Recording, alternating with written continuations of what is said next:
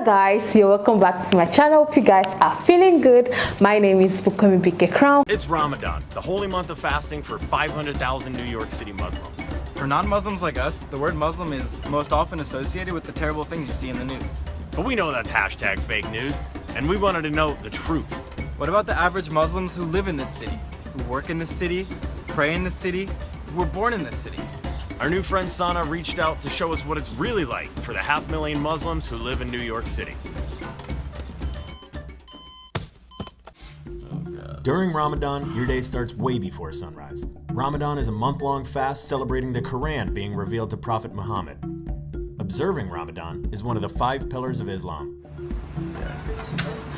Hey, salam alaikum. Shoes off, everybody. Sana and her twin sister Salima are lifelong Muslims from Brooklyn. Sana is an MTA bus driver by day, but during Ramadan, she's up at night cooking the pre-dawn meal. The goal is to cook and eat before the first prayer of the day at 3:45 a.m. So right now, like across New York, it's 2 in the morning and there's just like Muslims around New York cooking, doing the same thing in their kitchens. Do you have the Quran on your phone? Absolutely. How often do you read the Quran? All day. All day. Over 25% of Muslims in the U.S. are American-born African Americans. Up to 30% of slaves brought over from Africa were Muslim, but Islam was heavily suppressed by plantation owners. In the last 70 years, many African Americans have returned to Islam. This morning, Sana is cooking shrimp and grits. My mom says, you know, you can learn a lot from slavery because slaves would eat a heavy meal like this, not the shrimp. The master wasn't giving them no shrimp. They give them pork booty, but they ain't giving them shrimp. You know, you're full, you're satisfied, and so it holds you for the whole day. I'ma go hard because that's what I have to get. That's what I need. I need that meal to get me through the day. Most folks ask questions like, "What's more important, food or drinking?" It's not the food you want to drink. And this is the last thing you're going to eat until 8 p.m. and it's 3 in the morning. This is a really good way to go into it. After finishing their meal, Sana and Salima prepare for prayer. Well, the reason why we're sitting in chairs is because we have knee injuries. Me, because of my motorcycle accident. Yes, I ride motorcycles. We are officially, right now, in fasting mode. We are in a state of worship. So there is no more drinking. There is no more eating. Sana's married. I'm not, you know, there is no more husband and wife grown-up dance. I love you, Sana. After a quick nap, it's time to go be a bus driver. Life doesn't stop just because it's Ramadan. You still have to go to work. So under normal circumstances, we should be leaving here at 10, but New York City is not normal, so we're leaving now. Got your seatbelt on? We got to get to work. Got to make it do what it do. You can't be the only Muslim driver. No. There's a bunch of us there. I call them undercover Muslims.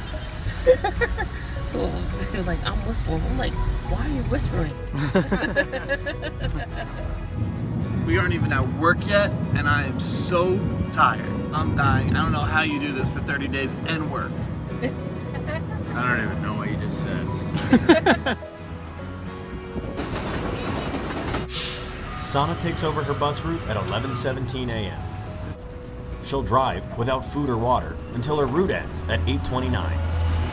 On her breaks, Sana pulls over the bus to pray.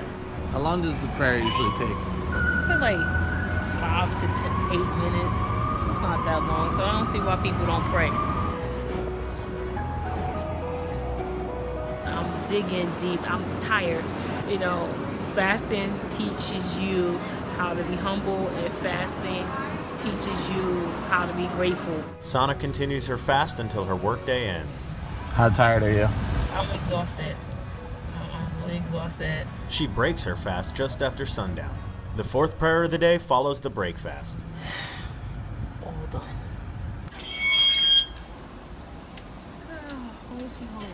Now it's time to eat up. Hydrate. Oh my God, it's all gone. Pray for the 5th and final time of the day, and get some sleep. Tomorrow is another day of Ramadan. We just got to Sana's house. It's the morning of Eid, which is a huge day. Eid is the holiday marking the end of Ramadan. It's like Christmas for Muslims. I'm excited because I feel accomplished. This Eid was kind of tough a little bit. I get to see my friends and my family. On our way to the masjid. Masjid is the Arabic word for mosque. And there's gonna be no music on the drive. No music, so Sana and her husband Anthony will be singing to us. Allahu Akbar, Allahu Akbar, Allahu Akbar. Eid Mubarak! Every single person on the street this morning is Muslim on their way to the masjid. It's a really amazing sight. These brothers are from Burkina Faso, right? Where you from, bro? Niger. I'm from the island of Jamaica. My family's from Bangladesh, but I was born in Brooklyn. So what's happening now is this is the side for the men, and the baby and I are gonna go to the side where the women are. So we'll see you after the ceremony. Yep. The declaration of faith is the first pillar of Islam. It begins by saying Allahu Akbar, meaning God is great. Has anyone been inside a mosque before for a prayer session? No.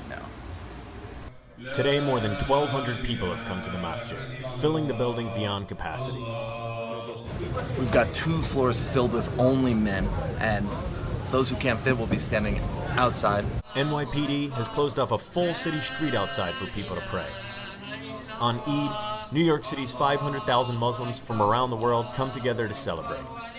I mean, this is fascinating. There are people here from all over the world, people from a few blocks away. Sana just kind of dropped us off because the men and women get split up. So suddenly we just found ourselves just totally out of our element.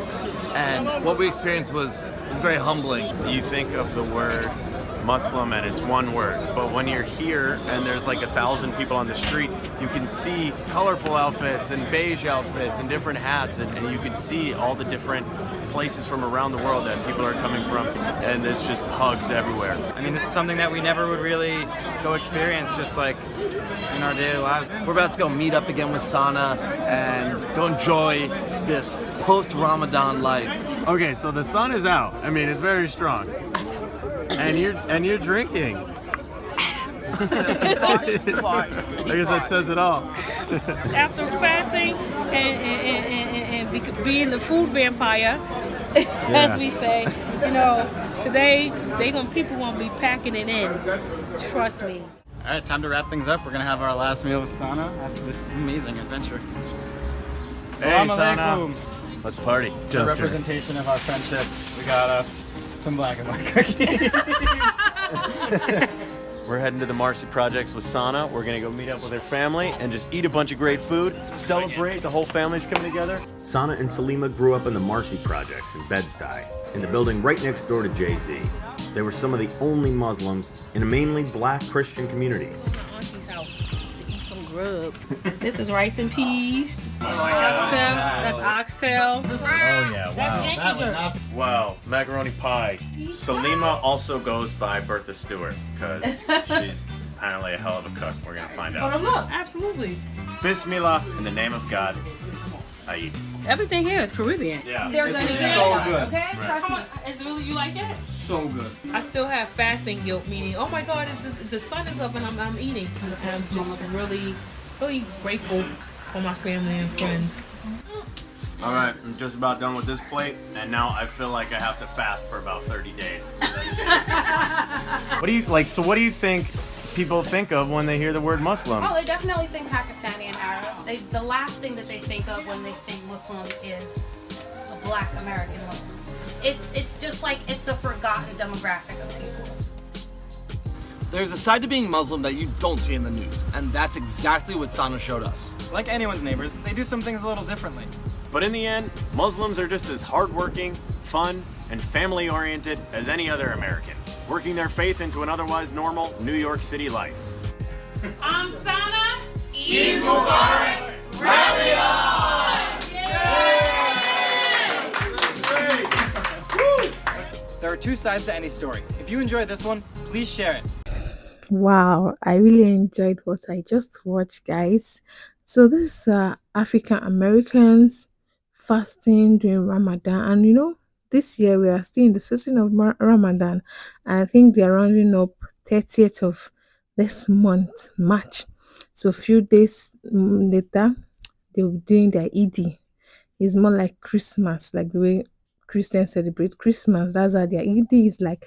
So I just love how these three white Americans visited an African American woman and try to understand how how they do things during Ramadan, that is their lifestyle during Ramadan.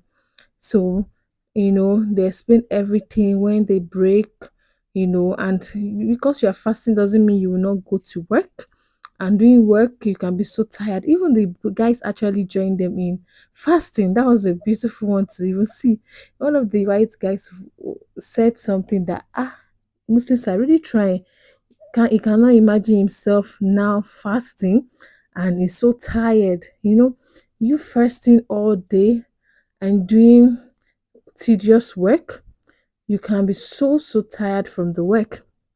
And that's what really happened. The woman she's a driver, and she drives bus at times. And even though she also made mention of it, that she also get tired while working because of the fasting, but she doesn't give up because she knows the reason why she's fasting. And one thing I got from this video, she gave us the reason why they fast. And the reason she gave was that it will make you humble. Another reason is, you know, it will make you humble, and it will make you, get close to God.